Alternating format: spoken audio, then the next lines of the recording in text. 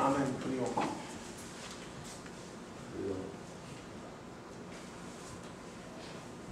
Adorable Rédempteur, combien nous te sommes reconnaissants pour tes bienfaits et tes bénédictions que nous sommes glorieux de ta part. Merci pour le privilège que nous avons de pouvoir venir ici et étudier ta parole. Merci pour la journée, Seigneur, et que tu nous as permis de passer sous ta protection. Et nous savons, Seigneur, ce n'est pas toujours facile. Il y a toujours des petits bobos, des difficultés. Mais tu nous as toujours dit, nous pouvons compter sur toi en toutes circonstances. Et c'est ce qui nous réjouit, et c'est ce qui nous permet, Seigneur, de foncer, d'avancer. Seigneur, nous te prions pour celui qui va présenter le Dieu. Que tu sois avec nous, Seigneur, qu'il parle non selon son cœur, mais selon ta parole, Seigneur. Nous te prions pour ceux qui sont malades, ceux qui ne sont pas avec nous, et surtout notre bien-aimée Sœur Martha, qui n'est pas là, et après l'intervention chirurgicale, Seigneur. Et sois avec elle, Seigneur, là où elle se trouve. Et nous te prions aussi pour Sœur Daniel, qui a subi récemment l'intervention, mais qui est avec nous, mais tout n'est pas encore en place, Seigneur. Et je sais que tu as le contrôle de tout et que tu sois avec elle, Seigneur, que tout soit. Et Seigneur, nous te prions, Seigneur, sois avec nous, reste avec nous. Et dans le nom de Jésus, je vous remercie. Amen. Amen. Je t'appelle sur notre frère.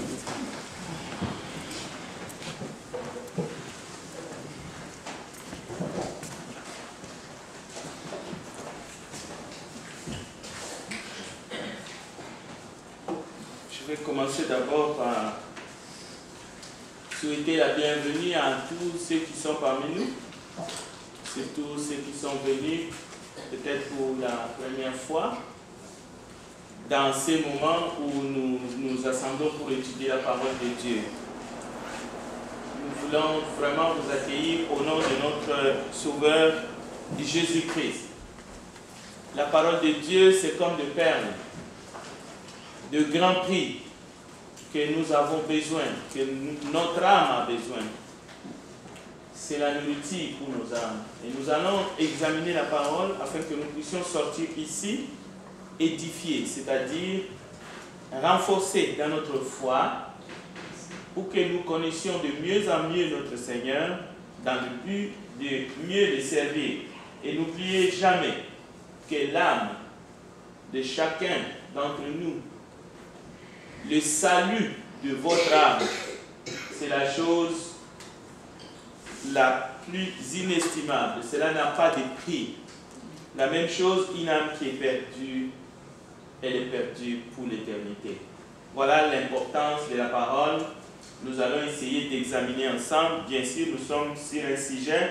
Je n'étais pas prévu pour enseigner ce soir, mais comme Dieu fait les choses, il y a toujours quelque chose que nous allons continuer là où nous nous sommes arrêtés. Alors la dernière fois, nous avons parlé que la réputation de ceux qui dirigent est vraiment comme mis devant tout le monde. C'est comme quelqu'un qui se livre devant le public, bien que c'est la réputation de chaque enfant de Dieu qui est responsable dans l'église du Dieu vivant, qui doit être aussi inestimable, comme nous venons de le dire à travers la parole de Dieu. Donc, cette parole s'adresse à chacun de nous. Alors, souvent, la Bible nous dit clairement qu'il ne faut pas ceux qui sont nouvellement convertis puissent être établis dans la charge. La raison est donnée par la parole de Dieu, de peur qu'enflés d'orgueil, ils ne tombent sous le jugement du diable. Cela ne dépend pas de la personne qu'on va établir. Non. Cela dépend de la stratégie du diable, de la manière qu'il agit avec toutes les personnes qui vont avoir la responsabilité de surveiller, de guider, d'enseigner les autres. Donc ça concerne les hommes comme les femmes. Les femmes enseignent dans les classes des femmes, mais aussi dans les classes des enfants. C'est très facile de s'enorgueillir. Et lorsqu'on s'enorgueillit, la parole dit elle-même qu'on tombe sous le jugement du diable. C'est pour cela qu'il y a beaucoup de textes qui disent que ceux qui enseignent, ceux qui sont désignés comme des responsables, seront jugés sévèrement. Parce qu'il s'agit d'un service qu'il faut prendre en considération. Il s'agit d'un engagement qu'il ne faut pas prendre à la légère. La Bible dit aussi, nous étions là, c'est là où nous sommes arrêtés, il faut qu'ils reçoivent un bon témoignage de ceux du dehors. Ceux du dehors, ici, c'est de nos convertis. Ceux du dehors, ce sont les gens du monde. Ceux du dehors, c'est le gouvernement. Parce que les gouvernements nous connaissent. Ceux du dehors, ce sont les gens de la banque. Ils nous connaissent. Et nous devons avoir un bon témoignage. Pourquoi? Parce que ceux du dehors, il faut qu'ils viennent. Il faut qu'ils deviennent ceux du dedans. Il faut qu'ils deviennent comme nous. Alors, ceux qui sont des responsables, ceux qui sont des enseignants, s'ils n'ont pas un bon témoignage de ceux du dehors, ceux du dehors ne deviendront jamais ceux du dedans. Ce voilà pour madame et messieurs. Je suis connu peut-être mieux par ceux du dehors que par mes frères et sœurs avec qui je passe seulement quelques temps de partage, mais mon dossier est entre les mains des inconvertis. Mon témoignage, ma vie familiale peut être mieux connue par mes voisins. Donc c'est pour cela qu'il est écrit clairement, il faut, avant de lui donner la responsabilité, qu'il reçoive aussi un bon témoignage de ceux du dehors. Mais toutes ces choses, c'est Dieu qui voit tout, c'est Dieu qui connaît tout. Il ne s'agit pas d'un examen les uns les autres où on va même engager de gens pour suivre les gens derrière pour essayer de les découvrir. Non, loin de là. L'Assemblée doit avoir seulement une vue claire, une bonne impression, mais aussi l'Assemblée peut poser des questions si c'est nécessaire lorsque la personne aspire, lorsqu'il est mis en essai avant de les confirmer. Et la raison pourquoi il faut qu'ils reçoivent un bon témoignage de ceux du dehors, la parole le dit aussi. Ce n'est pas quelque chose qui vient d'un être humain. Ce n'est pas des suppositions. Ça ne vient pas de vous et moi. C'est la parole qui est l'autorité, qui déclare afin de ne pas tomber dans l'opprobre et dans les pièges du diable. Parce que le piège du diable, c'est de prendre ce qui est caché à un moment donné et de le révéler au monde. Et ce monde-là, ce n'est pas seulement un monde chrétien, c'est un monde de gens du dedans et des gens du dehors. Le diable va révéler l'identité de la personne et le témoignage de Christ va être altéré. C'est pour cela que Paul dit, à cause de vous, le témoignage de Christ est altéré. Mais devant qui? Les gens du dehors. Donc nous pouvons nous faire des concessions entre nous, nous pouvons nous faire de petits câlins entre nous, nous pouvons couvrir les péchés comme la Bible les dit avec des gros manteaux entre nous. Mais la finalité, l'objectif c'est quoi? Qu'est-ce que nous voulons faire? Où est-ce que nous voulons en venir? Je pense que la meilleure chose à faire, c'est plutôt de se laisser examiner par la parole. Alors nous allons voir un exemple. Cet exemple touche, parce que maintenant nous allons parler de diacres et de femmes dans l'Église. Et en parlant de la loi matrimoniale, quelque chose qui nous concerne tous, parce que nous sommes venus au monde à travers des parents, la famille, c'est la base même de l'Église. Nous allons prendre Romains chapitre 7, verset 1. Mais avant même de les lire, je veux faire quelques déclarations. Pour les gens avec qui nous sommes allés à Saguenay, je crois que nous sommes retournés avec beaucoup de richesses, qui ne sont pas des biens justement matériels, ce n'est pas de l'argent, mais quand même, nous avons ici la littérature. Et cette littérature, c'est une richesse. Pourquoi? C'est la littérature biblique. Mais ce sont des commentaires bibliques. Et ce n'est pas le seul endroit que nous pouvons disposer de ces littératures. Nous pouvons les trouver dans le monde. Et même la Bible que vous avez, que ce soit le Nouveau Testament ou la Bible complète, Ancien et Nouveau Testament, c'est un livre. Parce que vous pouvez tomber sur une version qui est vraiment médiocre. Donc c'est de la littérature. Maintenant, dans une attitude de prière, selon les recommandations, il faut aller trouver le Père de grands prix qui sont confinés dans la parole de Dieu pour que nous puissions mener une vie agréable à Dieu et que nous puissions gagner les âmes aussi, que nous puissions nous édifier et grandir en tant que corps du Christ. Donc, maintenant, dans un commentaire que j'écris personnellement, et je traite un sujet d'une grande importance comme la loi matrimoniale, le mariage. Si je prêche sur ce sujet, c'est normal que je ne peux pas épuiser les sujets. Je pourrais prendre un petit bout, je laisse l'autre pour que mon frère, le jour qu'il va prêcher, il va parler sur ça. Mais lorsque je décide de faire un commentaire sur le sujet, c'est-à-dire j'écris un livre, c'est-à-dire je vais éclairer les gens de mieux comprendre la parole, il est important sur ce sujet de ressortir au moins tous les textes qui touchent ce sujet. Parce que la personne, lorsqu'il va lire une portion d'écriture et qu'il y a un passage aussi important qui est omis, les jours qu'il va tomber dessus, il va dire « Oh, mais j'ai compris un commentaire. » Mais alors, pourquoi je vous donne cet exemple? Souvent, lorsque nous étudions 1 Timothée 3, les questions reviennent toujours et tout le temps. Lorsque l'Église est confrontée au choix des nouveaux dirigeants dans l'Assemblée, on est confronté toujours à cette question parce que ça revient et pour les anciens, le pasteur, et pour les diacres, et ça va toucher même pour les prédicateurs, les évangélistes, même pour les veuves, parce que il faut être approuvé comme veuve dans l'Église. Donc, et cette question, c'est souvent, que signifie mari d'une seule femme? C'est pour cela, même si nous l'avons abordé dans le cadre des anciens, maintenant nous allons l'aborder dans le cadre des diacres.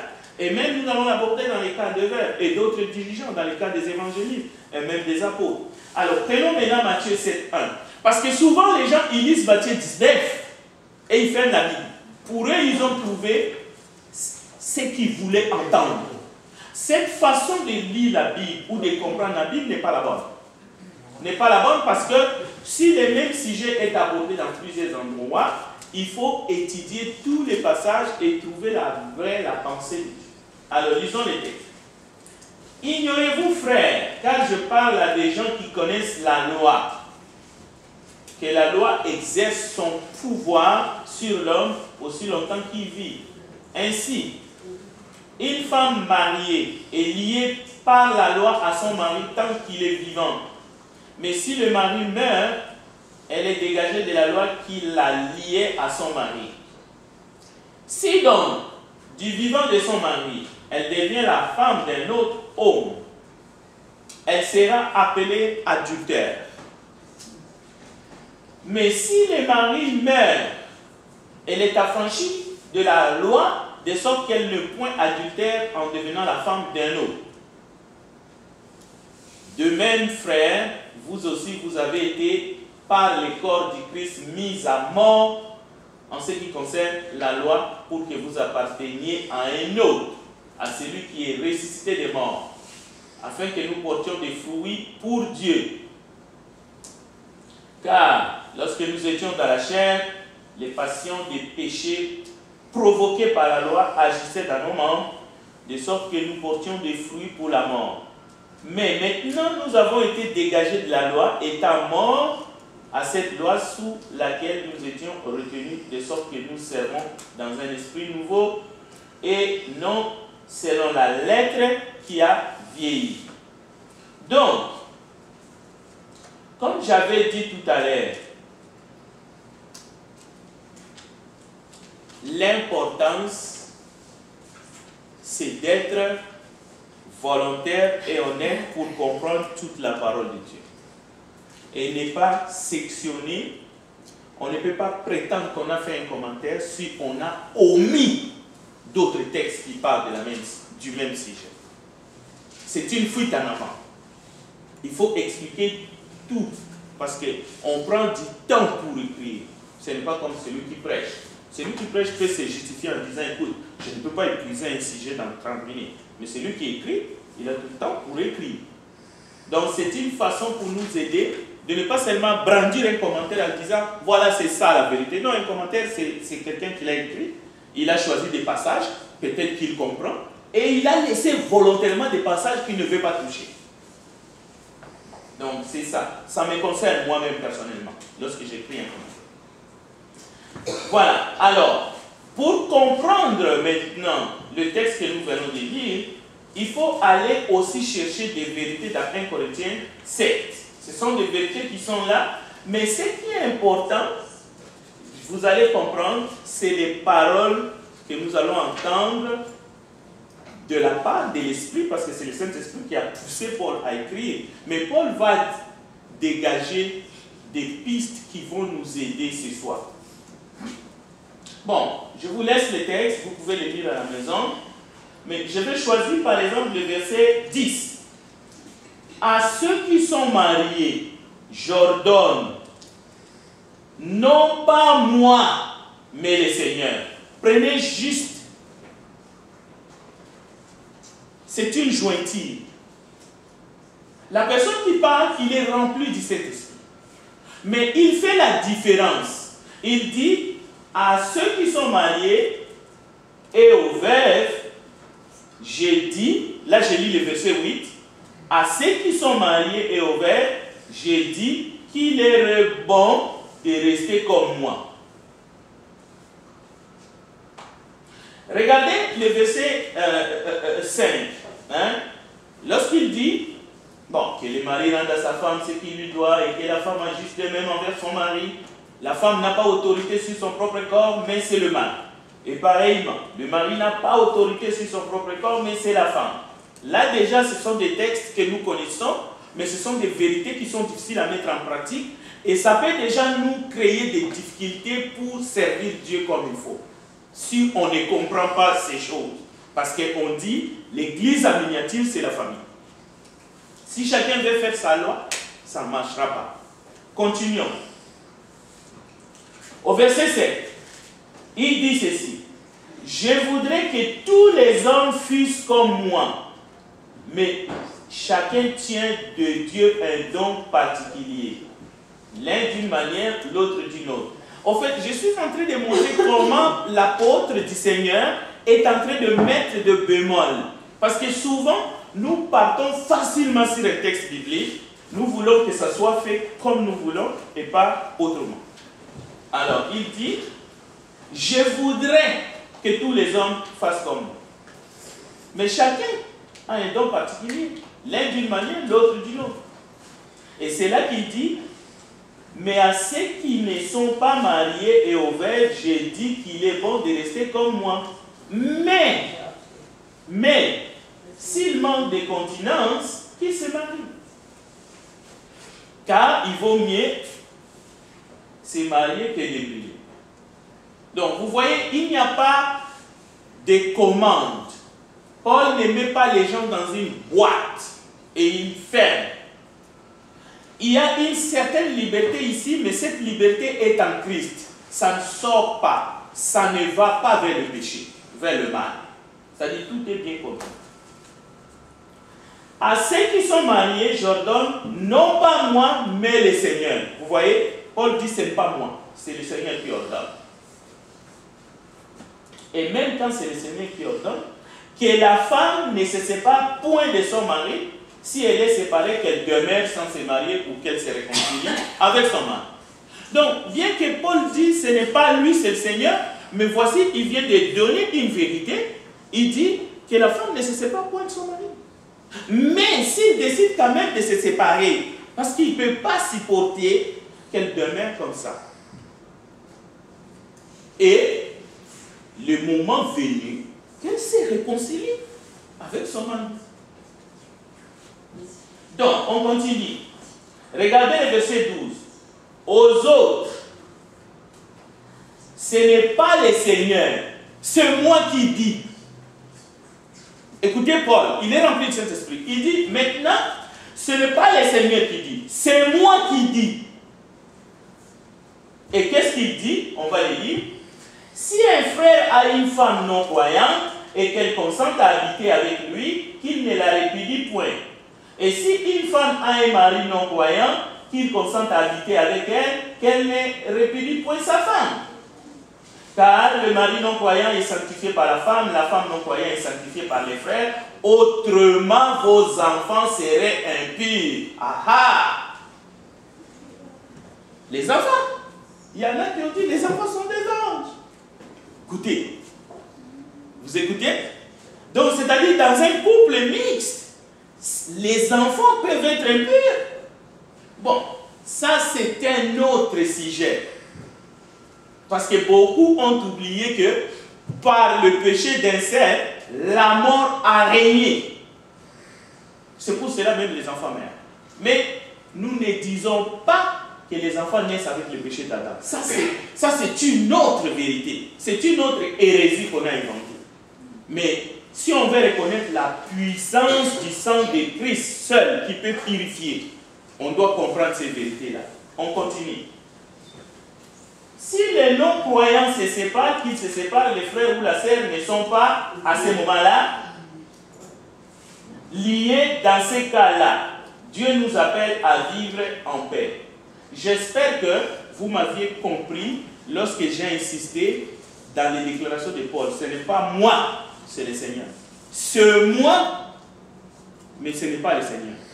Ce sont des vérités qui vont nous aider à bien interpréter la parole de Dieu. Et si vous continuez à la maison, dans la lecture toujours, vous allez lire des vérités qui sont vraiment meilleures à entendre dans un monde qui est tombé dans la confusion. Je vais essayer de vous aider dans ces déclarations sans m'attarder là-dessus parce que nous n'avons pas le temps. Le verset 17. C'est ainsi que je l'ordonne dans toutes les églises. Paul parle, mais il ordonne. Dans toutes les églises. Quelqu'un a-t-il appelé circoncis qui demeure? Appelé incirconcis qui demeure? Esclave qu'il demeure? Mais regardez. Verset 21. As-tu été appelé étant esclave? Ne t'en inquiète pas. Mais si tu peux devenir libre, profites-en. Alors ceux qui ont dit qu'il a appuyé l'esclavage, ils ont tort. Ils n'ont pas compris. Seulement, il voulait dire qu'il ne faut pas s'inquiéter.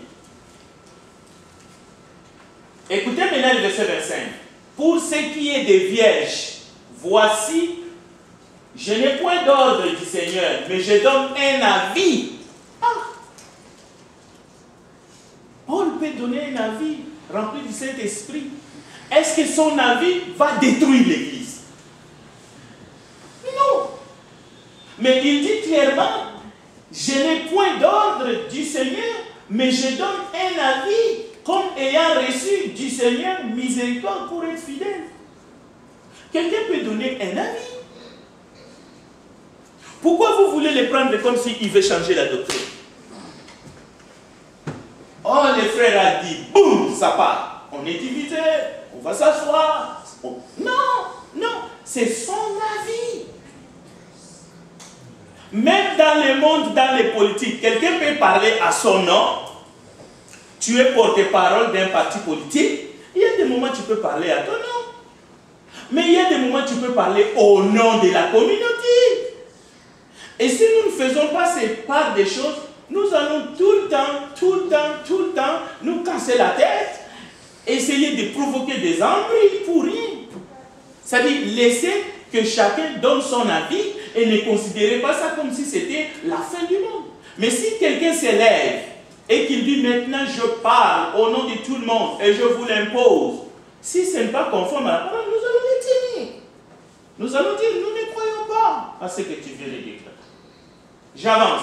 Ici nous sommes dans la parole de Dieu.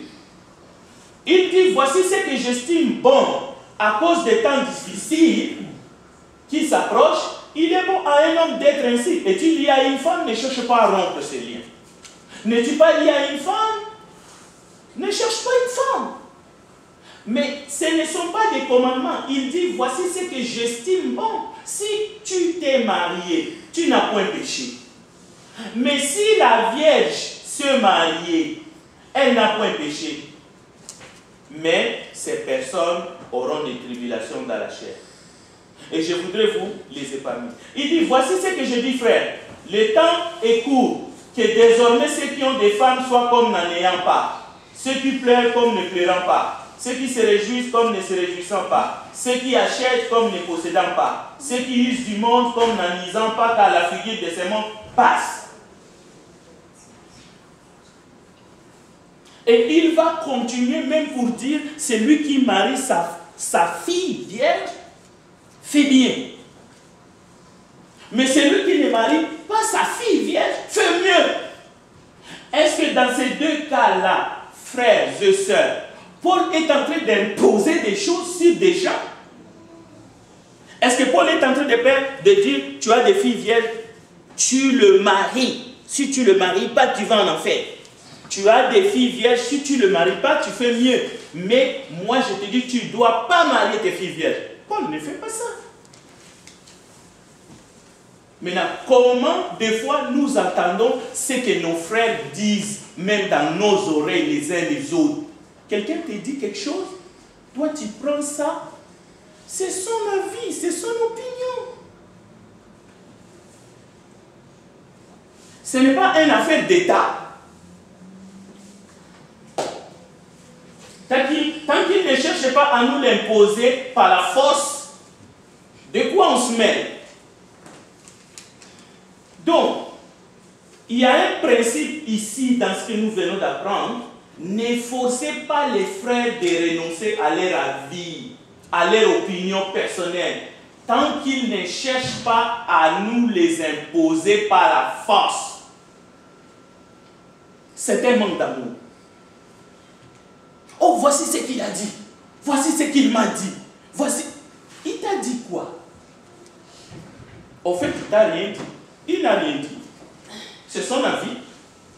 Même ici, ce que Paul a dit par rapport aux vierges, c'est son avis. Si je prends ces paroles, même si je vais me battre avec nos filles, et moi je leur ai dit, c'est à moi de vous marier. Je l'ai dit. Non, tu ne peux pas nous trouver des maris. Ok, comprenez comme vous comprenez. C'est à moi, les papas, de vous marier. Même si je ne vais pas vous trouver la personne, mais je sais cette responsabilité. Alors, malgré ce que Paul a dit, et il est rempli du Saint-Esprit, je peux dire que Paul, tu as dit que celui qui ne marie pas ses filles vierges fait mieux. Je te balance complètement. Moi, je veux marier mes filles. Est-ce que vous comprenez ça? Donc, l'Église peut avoir des lignes de conduite, la doctrine qui est comme ce qui est écrit ici. Mais frère peut te dire son avis. Ne t'en occupe pas, c'est son avis. Mais dès le moment où il s'élève dans l'assemblée et qu'il veut nous l'imposer, s'il y a des hommes qui craignent Dieu, s'il y a des hommes qui connaissent la parole, s'il y a des serviteurs qui craignent Dieu, ils vont se mettre debout et ils vont dire, nous n'allons pas dans cette direction parce que ton avis ne correspond pas avec la parole de Dieu.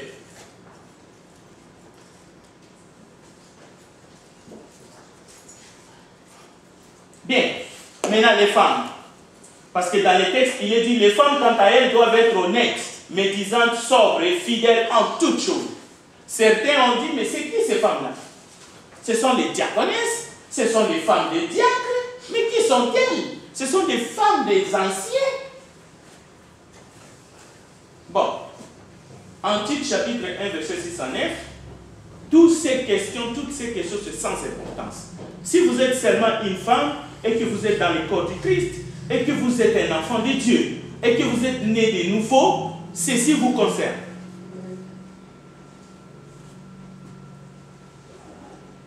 La modestie.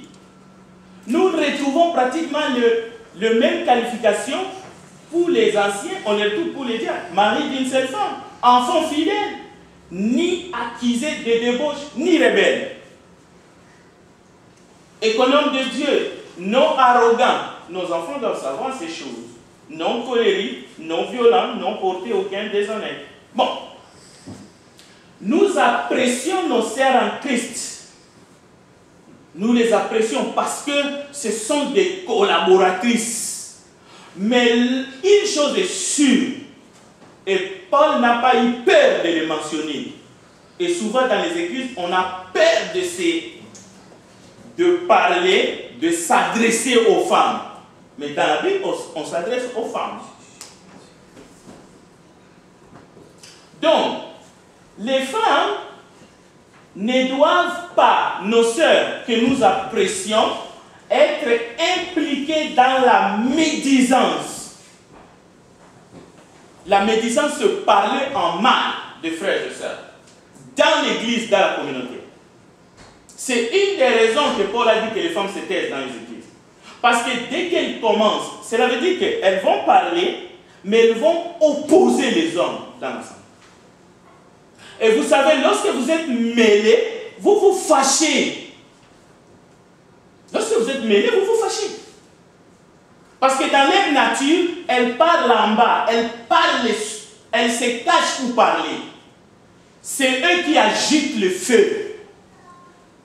C'est valable dans l'église, c'est valable dans la société. Une seule femme médisante, une Jézabel, a détruit le peuple d'Israël. Mais elle n'a pas seulement détruit le peuple d'Israël, elle a détruit son mari, le roi Achab. C'est son propre ami, c'est son amour intime, le roi. Et elle ne s'est pas limitée là. La seule, elle a poursuivi Élie. À elle seule, elle a décidé de se venger contre les faux prophètes de Baal. Mais comme vous le savez finalement, oui, elle a répandu du sang. Mais elle a répandu aussi son propre sang et le sang de son mari. Dans l'église, si vous pensez qu'une femme médisante, il faut la négliger, il faut dire, oh, c'est rien. Vous ne vous imaginez pas les dégâts qu'elle est capable de faire. C'est valable pour une femme, c'est valable pour un homme. C'est pour cela que nous parlons pour les hommes, mais nous devons parler pour les femmes, parce que c'est ce qui est écrit dans la Bible. Donc, ne minimisez pas le rôle d'une seule femme médisante. Elle peut toute seule détruire une assemblée. Je dis bien une assemblée. Je n'ai pas dit les corps du Christ. Pourquoi? Parce que Jésus a dit pour les corps du Christ, pour l'église du Dieu vivant, même les séjours de mort ne prévaudront point contre elle. C'est pour cela que j'ai dit, Jézabel a versé son propre sang. Et le sang de son mari. Donc, les femmes, pas médisantes, honnêtes, sobres. La sobriété que nous avons vue pour les aspirants à la tâche, à la charge. Mais aussi fidèles, la fidélité. Madame, quand votre mari n'est pas là, vous parlez avec d'autres hommes, trop collés, trop serrés. Mais si elle était là, vous ne feriez pas ce que vous êtes en train de faire. Ce n'est pas de la fidélité, ce n'est pas de la sobriété. Ça ne fonctionne pas. Ce que vous ne pouvez pas faire quand il est là, ne le faites pas quand il n'est pas là. Ça, c'est de l'infidélité aussi. Bien. Pourquoi tous ces hommes et ces femmes qui vont travailler dans l'enseignement, dans la bergerie. C'est quoi finalement? Pourquoi tout d'un coup vous devez être responsable? Vous devez être impliqué, vous devez être au premier rang. Vous devez être à la porte pour accueillir ce qui arrive. Mais pourquoi? La Bible donne la réponse. Éphésiens chapitre 4. C'est pour le perfectionnement des saints.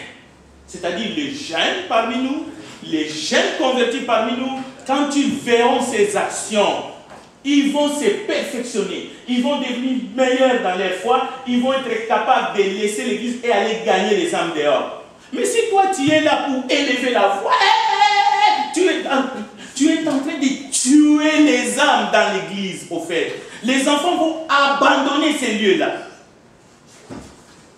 C'est de cela qu'il s'agit. Il faut savoir qui tu es. Quelle est ton influence? Est-ce que c'est une influence positive ou une influence négative?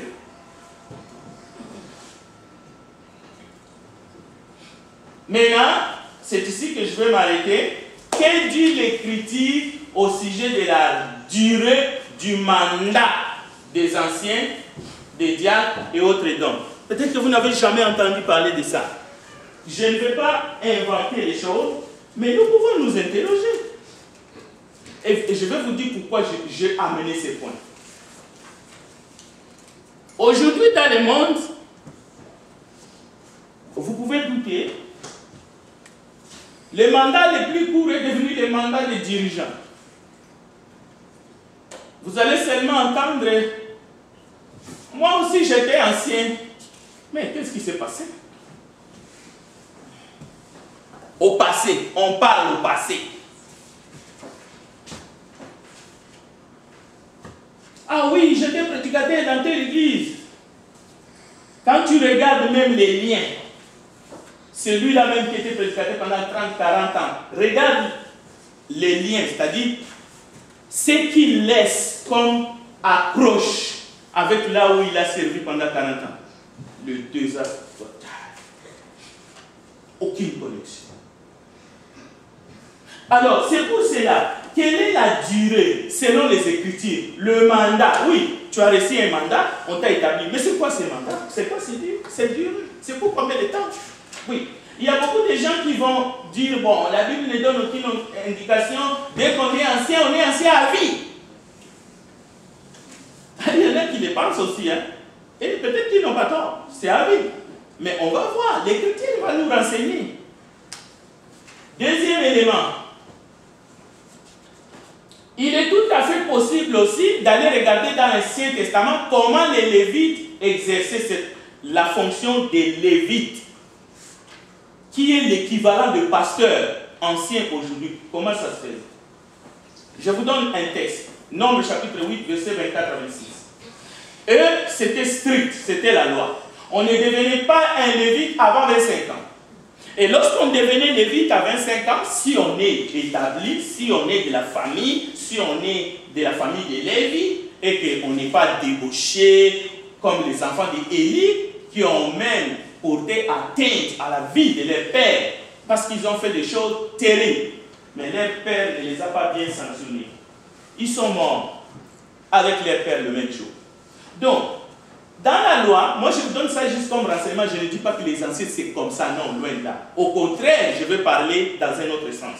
D'ailleurs, c'est que moi, j'ai mis la case que vous voyez là, c'est ça que je veux vous amener.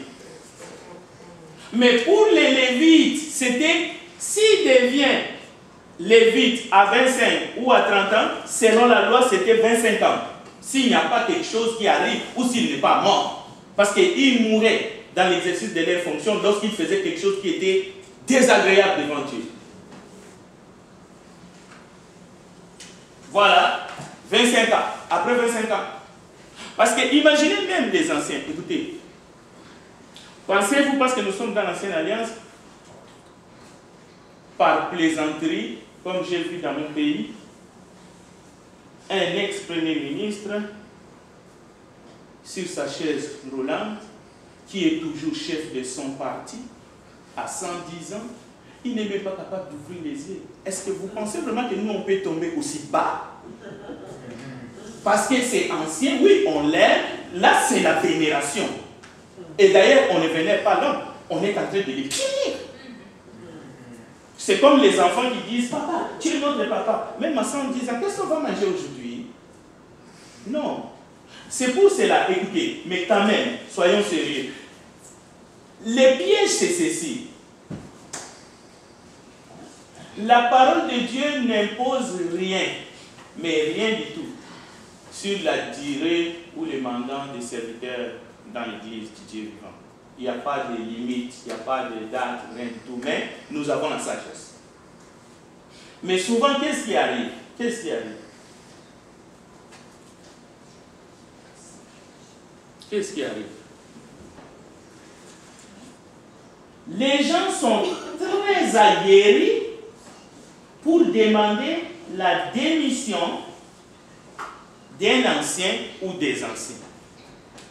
Mais la manière ils le font, mais ils sont complètement à côté de la plaque. Aucun texte ne leur donne d'abord ses droits. Il faut que les anciens démissionnent. Il faut que non. Toutes sortes d'affaires. Oh là là. Est-ce que vous avez des textes bibliques qui vous autorisent de demander la démission des anciens? Bon.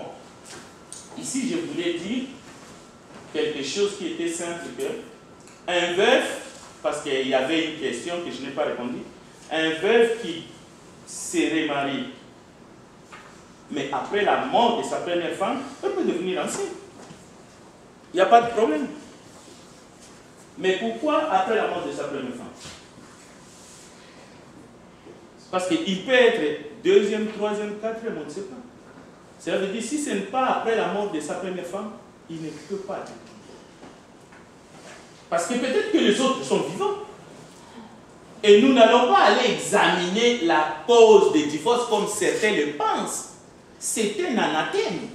La Bible ne nous autorise pas. On ne veut soupçonner ni l'un ni l'autre. C'est juste, Dieu ne nous a pas donné mandat d'aller chercher pour savoir qui avait raison et qui avait tort. Non, l'Église n'a pas reçu cette mission. Mais si c'est la mort de la première femme, maintenant, imaginez pour terminer, une personne qui est dans la charge, il est ancien, et Dieu rappelle son épouse. Est-ce que l'Église va se lever? Démissionne! C'est de cela dont il est question. Non. Et s'il est encore jeune et il va se remarier après un mois? Parce qu'on a vu, hein? On a vu, hein? La madame a souffert. Dieu reprend l'âme de sa servante. L'autre rentre à la maison. Ah, maintenant, vous qui avez crié, oh, il faut que tu démissionnes, qu'est-ce que vous allez dire? Ah, non, non, non, non, tu n'es plus qualifié. On va examiner les qualifications de qui? Des madames? C'est pour dire, nos frères et sœurs, ne soyons pas comme ça. L'Église n'autorise pas une assemblée à destituer facilement un serviteur qui est établi. C'est de la barbarie. C'est de la barbarie. Tu n'as aucun pouvoir, tu n'as aucun droit d'aller aussi vite pour dire ces choses-là. Il faut laisser l'Église le temps de regarder à Dieu, d'écouter Dieu. Parce que ces hommes-là sont des points de Dieu. Et si vraiment il y a des raisons valables, oui. Voilà. Et je l'ai dit le dimanche. Lorsqu'un ancien est établi et qu'il y a un enfant qui se détourne, ce n'est pas une durée de vie. Sors! Tu n'es plus qualifié. Mais Dieu dit le péché de l'enfant, on ne peut pas le mettre sur le papa. Comment vous êtes aussi brutal, aussi arrogant? Mais attendez, aidez l'enfant. Aidez même votre frère, votre dirigeant, votre berger. L'Église n'agit pas à la va-vite avec des couteaux à la main. La même chose, l'Église n'agit pas à la va-vite pour établir les dirigeants dans l'Église. C'est une grosse erreur.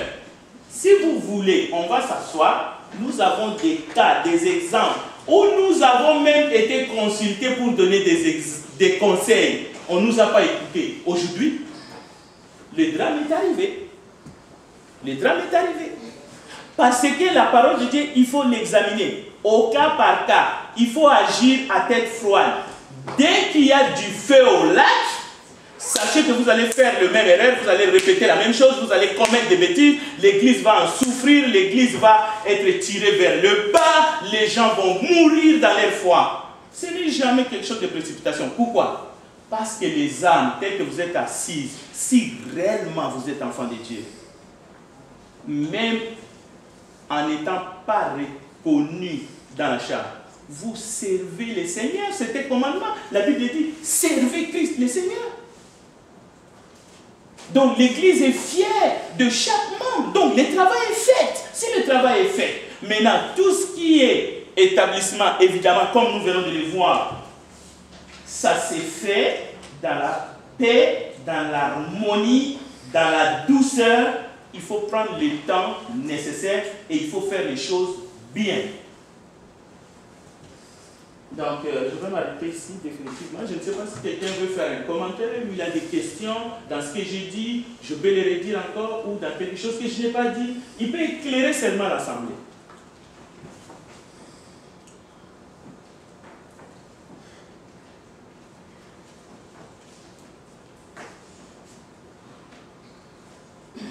Frédéric, Oui, ma sœur. vous avez dit que pour venir, celui qui devait mourir sa première femme. Oui. Pourquoi? Pourquoi devait mourir sa première femme pour Dans les textes, Paul dit, c'est lui qui doit aspirer dans cette charge-là, doit être marié d'une seule femme. Oui. Alors beaucoup de gens posent des questions. Qui signifie marié d'une seule femme? On ne souhaite pas la mort de qui que ce soit. Au contraire, comme Abraham et Sarah ont servi, à un moment donné, Dieu a repris sa servante. Et vous savez que Abraham est resté quelque temps, et puis après, il va rejoindre. Il va aussi aller dans l'au-delà. La même chose, Moïse.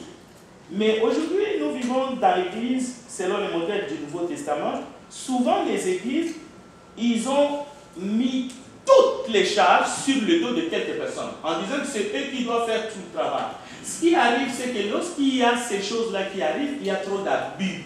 Il y a trop d'abus, on essaie de forcer les Écritures, on essaie pour des problèmes qui sont d'ordre organisationnel, aller toucher même les ministères dans l'Église, mais heureusement nous avons la parole de Dieu. Alors vivons avec la parole, faisons la parole, soyons prudents, essayons d'examiner la parole avant de nous lancer pour faire quoi. Voilà, c'est ça le but de ce message.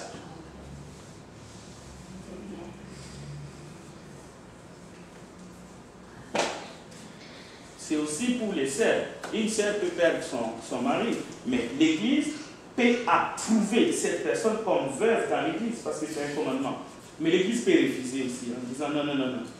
Tu n'as pas 60 ans. Tu ne peux pas être veuve dans l'Église. Oui. L'action du mariage, est-ce que c'est pas aussi une question aussi d'adultère parce que tu sais que par rapport à les écritures, la personne se divorce, ok, puis là maintenant, l'autre personne vous fait sa vie. Si les deux personnes restent séparées dans les autres personnes de leur vie, ok, ils ne sont pas en situation d'adultère. Mais si un ou l'autre vous fait ça avec quelqu'un d'autre, c'est qu'automatiquement on met l'autre personne dans une situation d'adultère. Si on se base sur les Écritures. Donc, basé sur ça, est-ce que ça serait un critère qui fait que, dans une situation comme ça, qui fait que la personne ne serait pas éligible? Bon, déjà, la personne qui sera mariée, c'est lui qui se met dans la condition d'adultère. Oui. Mais la personne qui ne sera mariée pas, ne se met pas dans la condition d'adultère. Okay. Mais il n'est pas éligible pour être évêque ou diable. Peu importe. Peu importe. Okay. Même si... Non, il n'est pas éligible. D'autres... Même s'il est seul. Oui, même s'il est seul, parce qu'il n'y a pas de diacre ni d'anciens célibataires. Ça n'existe pas. Okay. Mais vous savez, dans le monde des pasteurs célibataires, il y en a légion. Mais ça, c'est la force doctrine. On ne peut pas être célibataire sans être marié et exercer le ministère de berger dans une assemblée. Jamais. Et on ne peut pas aussi être seul dans un endroit aussi longtemps et exercer la charge d'un responsable, d'un berger. Ça porte à confusion. Parce que la Bible dit, il ne faut pas que le mari et la femme soient séparés pendant longtemps parce que le diable va profiter. Donc ça crée un soupçon. Même si tu te préserves, tu te mets dans une situation très délicate et même mauvaise pour la santé. Oui. Si il y a un mariage chrétien et la femme décide de se séparer de son époux, ils sont chrétiens déjà, mais l'homme ne voulait pas se séparer, mais la femme voulait se séparer. Si la femme se sépare, est-ce que, déjà que la femme était chrétienne, est-ce que la femme pouvait perdre la salut? Ah, très bien. Est-ce que le péché, oui, la femme peut perdre le salut? Parce que autrement, nous allons prêcher la doctrine de la prédestination qui dit qu'on est sauvé une fois pour toutes. Si la femme décide de se séparer de son mari et qu'il était déjà sauvé, il va perdre le salut. Il va perdre le salut. La Bible dit que l'homme ne sépare pas ce que Dieu a uni. C'est qui a le pouvoir de séparer ce que Dieu a uni? C'est ça le problème. Si la femme prend les kilos, il dit, moi je vais divorcer, c'est-à-dire que je veux séparer ce que Dieu a uni, il se met Dieu sur son dos. Et l'homme aussi pareil. Bon, quand je dis mettre Dieu dans son dos, ce n'est pas que Dieu est là, il est en train de te frapper, mais c'est ton sali que tu marches dessus. Tu viens de briser la loi matrimoniale de Dieu. Ce n'est pas des hommes, ce n'est pas la mairie, le tribunal, non, c'est Dieu qui a institué le mariage. Un homme, une femme. C'est pour cela, avant de se marier, réfléchissez. Avant, et priez Dieu. Une fois que c'est fait, ça y est. Jusqu'à temps que la mort vous sépare. C'est tout. Tu ne peux pas te retirer facilement. Bien, je vais m'arrêter. Je crois que nous avons entendu parler de notre sœur Matani.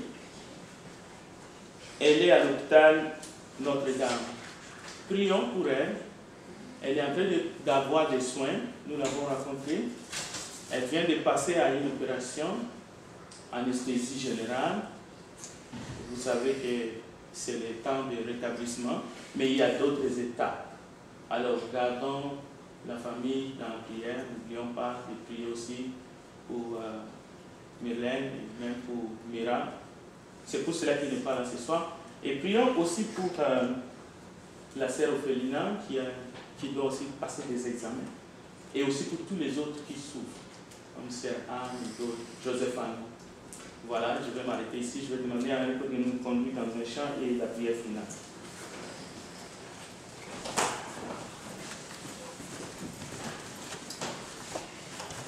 Merci à vous. On va terminer avec le chant numéro 30.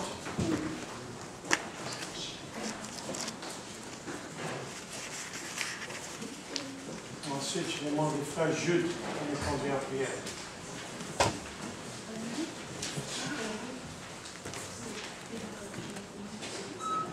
Numéro 30, s'il vous plaît.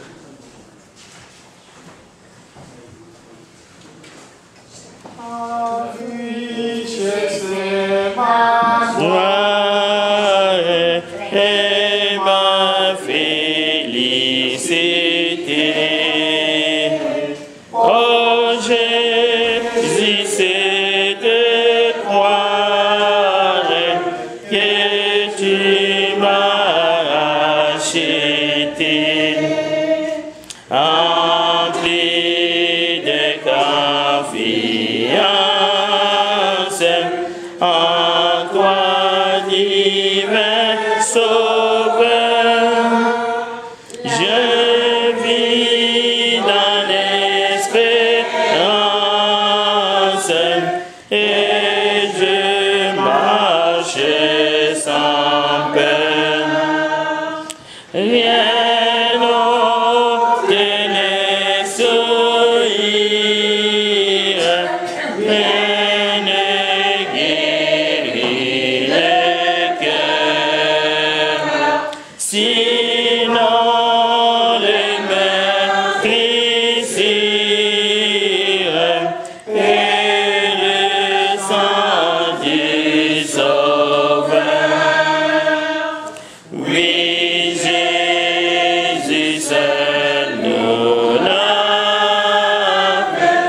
de toute iniquité, et pour qui rend l'esclave l'heureuse liberté. Oh, que toute la terre apporte à ses sauveurs ses péchés, sa misère, il fait grâce aux pécheurs. Son amour insondable lui fit quitter le ciel pour donner aux coupables un salut éternel. Amen. Père, nous te disons merci pour tout ce que tu as fait pour nous. Merci pour la vie éternelle que tu nous donnes à travers ton Fils Jésus. Nous te remercions, Seigneur, pour cette opération qui a eu lieu, notre sœur Nathalie. Nous te demandons d'être avec elle. Et nous savons quand tu commences, tu termines. Et c'est pourquoi nous te demandons d'être avec cette famille, notre frère bien-aimé Miracle, ainsi que Mylène et son fils. Nous te demandons, Père, de nous aider à mieux faire ta volonté. Nous venons d'écouter ta parole. Nous te demandons un cœur réceptif pour que nous gardions ta parole dans nos cœurs. Et nous devons, Père, mettre ta parole en application dans notre vie. Mais nous devons chaque jour examiner la parole que nous écoutons comme les chrétiens de vrai. Quand nous voyons la parole qui a été présentée est en accord avec ta parole, tout ce que nous devons dire, Amen. Et bénis ton Père ce soir, et nous prions pour tous nos frères et sœurs qui sont malades. Nous te demandons, Père, d'être avec eux. Nous savons que, Seigneur, tu es notre protecteur. Et nous te demandons aussi que tu nous aides chaque jour à s'approcher plus près de toi. Parce que plus près de toi, c'est la vie. Et nous prions pour tous les frères et sœurs de l'Église de Christ à travers le monde. Nous prions pour tous ceux qui font travail missionnaire. Chacun, nous te demandons d'être avec eux et soit avec leur famille. Prie pour nous toi-même, Père. Nous t'en prions dans le nom de ton Fils Jésus-Christ. Amen.